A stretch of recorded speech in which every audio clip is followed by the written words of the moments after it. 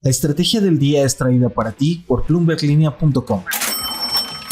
Muy buenos días, hoy tenemos un podcast muy a la Norteamérica. Vamos a cerrar la semana hablando del crecimiento económico, pero ahora en Estados Unidos, del juicio histórico a Donald Trump, sus propuestas arancelarias que pueden descarrilar a la Fed, Peñoles y el mecanismo de respuesta rápida, y la prisa que le tiene que meter Canadá a la revisión del TEMEC. No olviden hacer clic al botón de seguir del podcast, activar la campana para que así ustedes puedan recibir la alerta de un episodio nuevo cada mañana.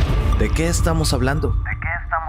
¿Cuánto creció la economía de Estados Unidos en el primer trimestre de 2024? Según los datos de la Oficina de Análisis Económico que se publicaron el 30 de mayo, creció a un ritmo más lento de lo inicialmente previsto, sobre todo por un menor gasto observado en bienes de consumo. El PIB avanzó 1.3% anual de enero a marzo, pero queda por debajo de lo que esperaban los analistas, que era de 1.6%.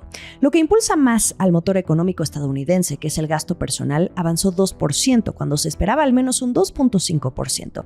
Si les traduzco estos datos, es que hay una pérdida de dinamismo si consideramos que veníamos de continuas alzas en 2023. Las elevadas tasas de interés, la disminución de los ahorros de la época de la pandemia y el menor crecimiento de los ingresos son algunos de los factores clave que pesan sobre los hogares y las empresas allá en Estados Unidos. Otros factores a considerar es que el gasto del gobierno también se desaceleró, mientras que las importaciones aumentaron en comparación con la primera estimación. Y bueno, hay un factor cuya fortaleza hace creer a los economistas que la demanda sigue siendo fuerte. Ese es el de la demanda interna subyacente, que avanzó 2.8%. Esta sería una razón para inclinarse más hacia el optimismo, incluso si el dato general del PIB se muestra débil. En otras noticias. Donald Trump fue declarado culpable en un histórico juicio penal en Nueva York. Son múltiples delitos graves, 34 para ser exactos, sobre falsificación de registros comerciales, para ocultar un pago para silenciar a la actriz de contenido para adultos Stormy Daniels poco antes de las elecciones de 2016. El que sean cargos graves es lo que hace a este veredicto algo histórico y sin precedentes, porque Trump se convierte en el primer expresidente en toda la historia de Estados Unidos en ser condenado por delitos graves. Añadan ustedes que también es el primer contendiente a la Casa Blanca condenado por un delito en medio de una carrera presidencial que está por comenzar. Y si obtiene la victoria en las urnas frente al presidente Joe Biden, sería entonces el primer presidente de Estados Unidos en ser un convicto al mismo tiempo. Lo interesante aquí es que las leyes no le prohíben, pese a esto, el ser elegido presidente. Así que los votantes estadounidenses de alguna manera estarían aplicando su propia condena o sentencia en las urnas el próximo noviembre al votar o no por él. La sentencia no se ha fijado, será hasta el 11 de julio que sepamos de qué estamos hablando, porque además va a ocurrir a días de la Convención Nacional Republicana, donde Trump será nominado oficialmente como candidato a la presidencia. La condena crea un camino legal y político desalentador para Trump, quien ha atacado repetidamente el caso como una interferencia electoral por parte de los demócratas. Él podría ser condenado hasta 4 años de prisión, pero es seguro que va a apelar y podría permanecer libre durante el proceso.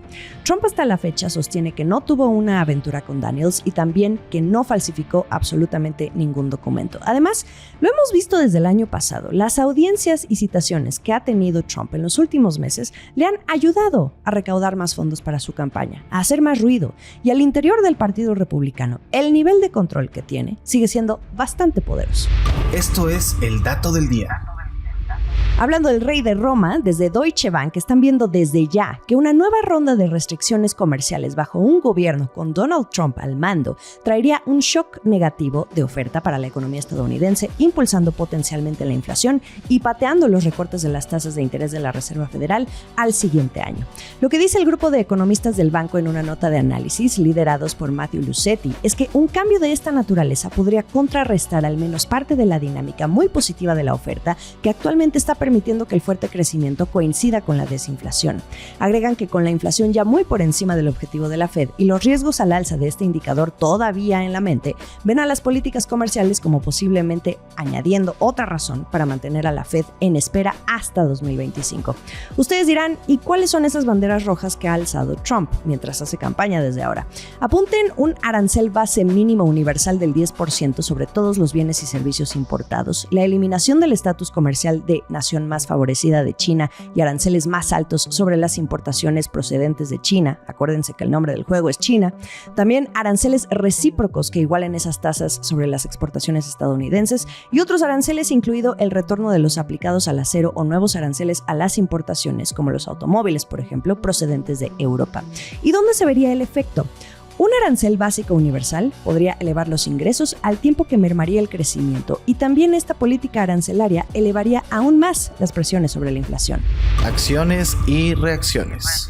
Bajo el mecanismo de respuesta rápida del Tratado de Libre Comercio entre México, Estados Unidos y Canadá, el TEMEC, Industrias Peñoles, una de las empresas mineras más grandes de México, propiedad de la familia Balleres, va a reintegrar a 11 trabajadores a su subsidiaria minera Tizapa, que está ubicada en el Estado de México. Todo esto luego de que el gobierno de Estados Unidos le solicitó a México una revisión de las condiciones laborales y de quienes apuntaron se les despidió ilegalmente a estos trabajadores. Este asunto llevaba en la mesa ya desde abril a petición del sindicato minero que lidera el senador Napoleón Gómez Urrutia. Argumentaban la supuesta negación de los derechos de libre asociación y negociación colectiva.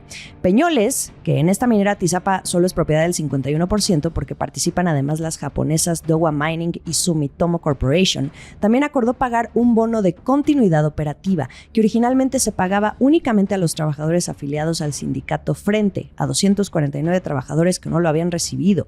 Todo esto lo detalló la oficina de la representante comercial Catherine Tai, que vaya, que anda muy activa en varios frentes con sus socios comerciales actualmente. El último sorbo. Siguiendo en la línea del TEMEC, así como hemos hablado de cómo ya México y Estados Unidos poco a poco calientan los motores rumbo a la revisión del tratado en 2026, el ex gobernador del Banco Central canadiense, Stephen Poloz, le está diciendo a su país: pónganse las pilas ustedes también. En una entrevista con BNN Bloomberg Televisión, dijo que Canadá necesita ser súper proactivo en esta inminente revisión. Poloz, claro que tiene voz en todo esto porque fue gobernador del Banco de Canadá de 2013 a 2020. Él estuvo durante las conversaciones de 2018 que dieron como resultado al TEMEC. Agregó que realmente en Canadá se va a tener que invertir mucho en la próxima negociación. Palabras textuales: no deberíamos estar esperando, deberíamos estar ahí abajo llamando a la puerta ahora mismo diciendo: aquí están nuestras demandas. Como les he dicho en episodios anteriores, parece que faltan años luz, pero en un abrir y cerrar de ojos no estaremos hablando de otra cosa más que de esta revisión a la que todos los involucrados han pedido que por ningún motivo se le llame renegociación. Para ser honestos, de cualquier forma, mucho de la tónica va a depender una vez que Estados Unidos tenga asegurado al nuevo inquilino de la Casa Blanca. Poloz recordó que cuando Trump surgió por primera vez como candidato y prometió romper el Pacto Comercial de América del Norte, el NAFTA, la inversión en Canadá comenzó a contraerse. Y aunque hoy por hoy el contexto pueda ser diferente en medio de las supuestas bonanzas del nearshoring, la incertidumbre cuando se trata de Trump no se esfuma. Síguele la pista a este personaje, Stephen Poloz, porque él ahora, tras su paso por el Banco Central canadiense, es asesor del bufete de abogados Osler, Hoskin & Harcourt y en abril fue contratado por el gobierno del primer ministro Justin Trudeau, por ahora para examinar cómo los fondos de pensiones canadienses pueden invertir más en casa. Un fin de semana muy especial. El próximo lunes estaremos entrando todos juntos a una nueva etapa en la vida política de México y sabremos quién encabezará un nuevo gobierno. El domingo 2 de junio los mexicanos tenemos una cita con la historia. Desde BloombergLinea.com estaremos dando seguimiento puntual con una cobertura especial en torno a lo que ocurra durante la jornada electoral. Pueden leernos y por supuesto escucharme el día después de la elección. Lo mejor de la información económica y de negocios está aquí en La Estrategia del Día. Estamos en ex Twitter como @laestrategiamx. En Instagram, a mí me encuentran como @JimenaBusiness y YouTube, los episodios completos en video. Por favor, no olviden votar por su episodio favorito de la semana.